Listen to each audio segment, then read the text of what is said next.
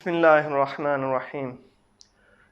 Current affairs میں آج ہمارے پاس سید علی گیلانی فوت ہو گئے ہیں، اللہ کو پیارے ہو گئے ہیں۔ وہ کشمیر کے حریت پسند کے لیڈر تھے اور انہوں نے بڑی سٹرگل کیا ساری زندگی کشمیر کی آزادی کے لیے، اور ہمیشہ وہ یہی بات کرتے تھے کہ کشمیر پاکستان بنے گا اور ہم پاکستان کا حصہ ہیں، لیکن شاید اللہ رب العزت کو ان کی زندگی میں منظور نہیں تھا۔ اب آج جو بات کرنے کی وہ یہ ہے کہ وہ تو اللہ کے پاس چلے گئے، لیکن انڈین آرمی کا رول وہاں پہ کیا ہے؟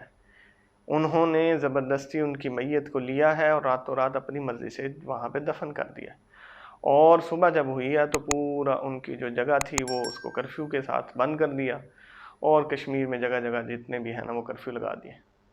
ہمارا یہ کنسرن ہے کہ اب جو ہیومن رائٹس والے ادارے اب کیوں نہیں بولتے کہ یہ ہیومن رائٹس کہاں چلے گئے؟ ایک بزرگ بندہ فوت ہو جاتا ہے تو آپ اس کی میت بھی آپ آرمی کی کسٹڈی میں لے جاتے ہیں، آپ اس کو زبردستی دفن کر دیتے ہیں، آپ ان کے لواحقین کو گرفتار کر دیتے ہیں، آپ پورے سٹی کو جام کر دیتے ہیں، تو یہ کہاں ہیں ہیومن رائٹس؟ تو اس لیے یاد رکھیں، میڈیا بس جس طرف جا رہا ہوتا ہے ساری دنیا بس وہ سمجھ رہی ہوتی ہے کہ یہی چیز ہے اور یہی والی ٹھیک ہے۔ لوگ جو ہیں وہ پوری انٹرنیشنل لابی وہ یہ نہیں سمجھتی کہ جہاں پہ مسلمانوں پہ ظلم ہو رہا ہے اس کو کبھی بھی ہیومن رائٹس والے ایکسپوز نہیں کریں گے۔ آپ اسرائیل کو دیکھ لیں، آپ جو ہیں شام کو دیکھ لیں، عراق کو دیکھ لیں، کشمیر کو دیکھ لیں، پوری دنیا کے اندر جہاں مسلمان دبا ہوا ہے ہیومن رائٹس والے کبھی اس کی بات نہیں کرتے۔ تو یہ افغانستان میں اب بھی حکومت آئی نہیں ہے، مسلمان ابھی سٹرانگ نہیں ہوئے، وہ طالبان جو بھی شریعت نافذ کرنا چاہ رہے ہیں وہ ابھی تک آئی نہیں ہے، اور وہ ہیومن رائٹس والے کہتے ہیں تم لوگ عورتوں کو حقوق کیسے دو گے، تم لوگ جو ہیں ان کو حصہ کیسے دو گے، گورنمنٹ میں کیسے شامل کرو گے، وغیرہ وغیرہ۔ کشمیر کے بارے میں کوئی بات نہیں کرتا۔ دوسرا جو ایشو ہے وہ یہ کہ انڈین میڈیا کو آپ دیکھ لیں کہ 15 اگست اپنی جشن آزادی کو انہوں نے سوگ میں کنورٹ کر دیا اور رو رہے ہیں۔ امریکہ تو جوتے کھا کے نکلا ہی نکلا ہے، پوری دنیا تو فیل ہوئی ہوئی ہے، CIA بھی فیل ہو چکی ہے، پوری دنیا کے ادارے فیل ہو چکے ہیں۔ افغانستان کے اندر 20 سال ذلت کے ساتھ انہوں نے زندگی گزار کے آخر ذلت کے ساتھ ایگزٹ کیا، اور اتنی بری شکست پوری دنیا کو ہوئی ہے۔ اب رونے والا سب سے زیادہ انڈین میڈیا ہے۔ اب انڈین میڈیا کیا کرتا ہے؟ وہ بار بار، سب سے پہلے تو یہ آپ ذہن میں رکھیں کہ پچھلے 10 سال سے دوحہ کے اندر طالبان کا دفتر ہے جہاں پہ ایگریمنٹ ہو رہے ہیں امریکہ کے ساتھ۔ جب بھی وہ بلاتے، امریکن نے پچھلے 10 سال کے اندر جب بھی بلایا طالبان کو بلایا، اور طالبان کے جو نمائندے وہاں پہ گئے انہوں نے اپنا فلیگ لگایا، اپنا دفتر کہلایا، طالبان کے نمائندے کو کہلایا، انہوں نے اپنا نام بھی چینج نہیں کیا۔ لیکن جب پھر اب اشرف غنی جب بھاگتا ہے تو ساری دنیا کہتی ہے دیکھو یہ امریکہ نے کیسی حکومت بنائی تھی، 10 سال اس پہ محنت کی، 20 سال، اور اس کو صدر بنایا، اس کو امریکہ اس کے ساتھ تھا، اور اس کو فورسز دی، اس کو اسلحہ دیا، اس کی فوج کو تیار کیا، اور یہ بھاگ گیا۔ 10 سال سے امریکہ نے اشرف غنی سے مذاکرات نہیں کیے افغانستان کے امن کے لیے۔ 10 سال سے اس کو پتہ ہے کہ ہم طالبان سے مذاکرات کر رہے ہیں۔ اشرف غنی کا قصور نہیں ہے، ان صدر کا، ان لوگوں کا، افغانیوں کا قصور نہیں ہے جو بھاگ گئے ہیں، یہ امریکہ کا قصور ہے۔ امریکہ 10 سال سے طالبان کا فلیگ لگا کے ان سے مذاکرات کرتا ہے۔ امریکہ 10 سال سے دوحہ کے اندر، رشیا کے اندر، چائنا کے اندر جہاں بھی جاتے ہیں طالبان کے نمائندوں کو بلاتے ہیں۔ تو وہ تو 10 سال پہلے ہی ہارے ہوئے تھے۔ اصل تو مسئلہ یہ تھا کہ طالبان کسی طرح سیف ایگزٹ دے دیں، ہمارے بندے کسی طرح نکل جائیں، ہم اپنا ایکوپمنٹ کسی طرح لے جائیں۔ لیکن میڈیا نے کس طرح سے ساری چیزوں کو موڑا ہوا ہے کہ جی بس امریکہ تو اپنی مرضی سے گیا اور وہ بڑا سپر پاور ہے۔ تو اس لیے یہ جو ہے نا اصل تو مسئلہ ان کا تھا، افغانیوں کا، یہ اشرف غنی بھاگ گیا۔ یاد رکھیں 10 سال سے پالیسی یہی چل رہی تھی کہ طالبان تھے اصل نمائندے، اور وہ لوگ ڈائلاگ کر رہے تھے، امریکہ ان کے ساتھ کر رہا تھا۔ لیکن میڈیا جو ہے اس کا خاص طور پہ انڈیا کا، وہ ان کو دہشت گرد کہی جا رہا ہے۔ دہشت گرد جو ہے، آتنکوادی جو ہیں، وہ کابل میں گھسے ہوئے آتنکوادی جو ہیں، وہ عورتوں کے حقوق کا خیال نہیں رکھ لیا۔ آتنکوادیوں نے جناب وہ پورے امریکہ کا اسلحہ کنٹرول کر لیا ہے، اور ان کے بلیک ہاک ہیلی کاپٹر لے لیے ہیں، ان کی گنز لے لیے ہیں، ان کے نائٹ ویژن لے لیے ہیں، پورا ایکوپمنٹ ان کے پاس آ گیا۔ دنیا کی خطرناک فوج بن چکی ہے۔ وہ دنیا کی خطرناک فوج تو پہلے ہی تھی، جب نیٹو فورسز 42 کنٹریز کے ساتھ ان کے ساتھ لڑنے کے لیے آئے تھے تو انہوں نے ان کو شکست دے دی، ڈیفیٹ کر دیا ان کو، تو وہ تو پہلے ہی خطرناک ہے۔ ان کو ایکوپمنٹس کی ضرورت کیا تھی؟ وہ تو بلیک ہاک ہیلی کاپٹر کے بغیر بھی، بائی ایئر فورس کے بغیر بھی، اور اتنے ہائی ایکوپمنٹس کے بغیر بھی جو کچھ امریکہ چھوڑ کے گیا اس کے بغیر بھی وہ لڑ رہے تھے، وہ پہلے بھی فتح یاب تھے۔ اور دنیا کا قانون ہے جب ڈائیلاگ ہوتے ہیں نیٹو فورسز، امریکہ کے ساتھ ڈائیلاگ کا مطلب ہے ساری نیٹو فورسز، سارے کنٹری اس کے ساتھ تھے، جب ان کے ساتھ ڈائیلاگ ہوئے ہیں اور انہوں نے طالبان کا فلیگ لگا کے ان سے مذاکرات کیے ہیں، اب دوسرے کنٹری کو کسی کو حق نہیں پہنچتا کہ وہ ان کو کہے کہ یہ دہشت گرد ہے۔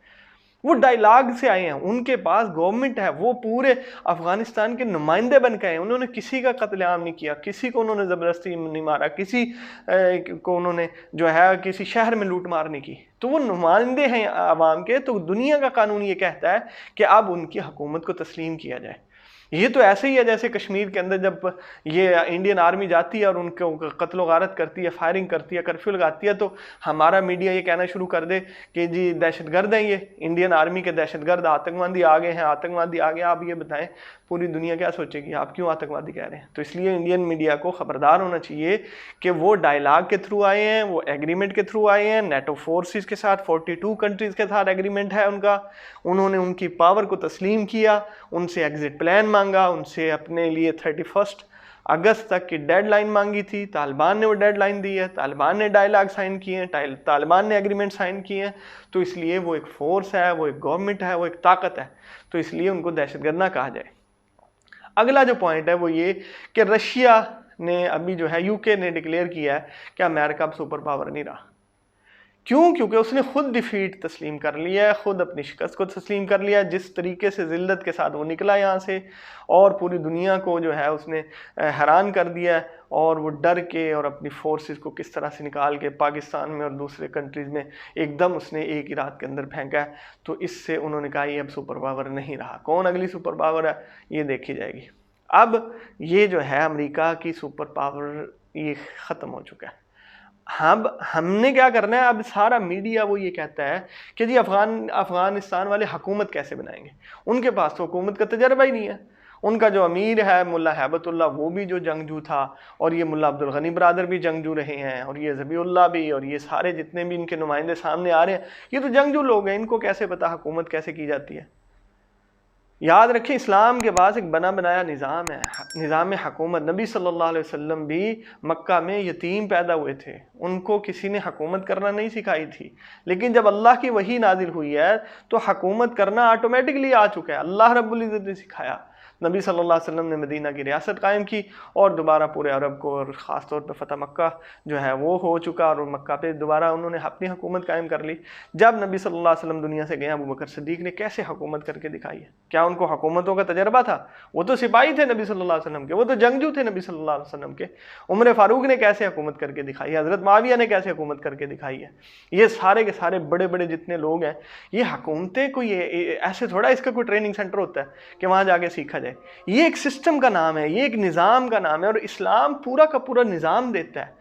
تو یہ مت کہیں، اور وہ 20 سال سے جب نیٹو فورسز کے ساتھ لڑ رہے ہیں، انہوں نے اپنا کھانے پینے کا نظام بھی رکھا، انہوں نے اپنی فائٹنگ کا نظام بھی رکھا، انہوں نے ڈائیلاگ کیسے کر لی، اگر ان کو حکومتیں نہیں کرنا آتی امریکہ تک کیسے پہنچ گئے، دوحہ میں کیسے بیٹھ گئے، رشیا کے ساتھ کیسے، چائنا میں کیسے پہنچ گئے۔ ابھی تو کابل پہ قبضہ نہیں ہوا تھا، چائنا کے وزٹ وہ کر رہے تھے۔ تو اس لیے اندھیرے میں نہ رکھا جائے پوری دنیا کو، وہ پہلے سے جانتے ہیں حکومت کیسے کی جاتی ہے، ان کو 20 سال سے لڑنا آتا ہے، انہوں نے یونٹی رکھی ہے، کوئی ایجنسی ان کے اندر پھوٹ نہیں ڈال سکی، کوئی ایجنسی ان کے اندر تفرقہ نہیں پیدا کر سکی، کوئی ایجنسیاں ان کے اندر جو ہے گروپ بندی نہیں بنا سکی۔ تو اس کا مطلب ہے ان کا کنٹرول ہے، ان کو پتہ ہے حکومت کیسے کرتے ہیں۔ اب جو اگلا جو نظام ہے وہ معاشی نظام ہے۔ اسلام نے زکوٰۃ کا نظام دیا، عشر کا نظام دیا، اسلام نے اخوت کا نظام دیا۔ یہ سارے کے سارے اگر ایک عالم اگر وہ صحیح اسلام سمجھتے ہیں، اور جب اب تک لگتا ہے کہ وہ اسلام کا نام لیتے ہیں تو سمجھتے ہیں، تو وہ اسلام کا نظام جب لے کر آئیں گے تو اسلام آٹومیٹکلی اپنے پیرامیٹر خود بخود دیتا ہے۔ وہ خود اکنامک سسٹم دے گا، اسلام خود فوجی سسٹم دے گا، اسلام خود جو ہے وہ نظام حکومت دے گا، نظام عدل دے گا، اور عدالتی نظام، سارے کے سارے ایجوکیشن سسٹم سارا اسلام کا اپنا ہے۔ اگر وہ فوکس کریں کہ ہمارا نظام اسلام کے مطابق ہوگا تو آٹومیٹکلی سارے کے سارے نظام ان کو مل جائیں گے، دنیا کو پریشان ہونے کی ضرورت نہیں ہے۔ اسلام نے جو رائٹس عورتوں کو دیے ہیں، جو حقوق دیے ہیں، اسلام نے پوری دنیا مل کے نہیں دے پا رہی ہے، اور نہ دنیا کسی کو جو ہے وہ سیفٹی دے پا رہی ہے جیسے اسلام دیتا ہے۔ تو اگر وہ اسلام پسند ہیں اور شریعت کا نفاذ کرنا ہے تو بیسٹ نظام آئے گا۔ دوسرا ایک اور پروپیگنڈا یہ کیا جا رہا ہے جی شریعت اسلام، وہ کہتے ہیں جی ہم شریعت نافذ کریں گے۔ کون سی شریعت نافذ کریں گے؟ حنفیوں کی کریں گے، حنبلیوں کی کریں گے، شافیوں کی کریں گے، مالکیوں کی کریں گے، فقہ جعفری کی کریں گے۔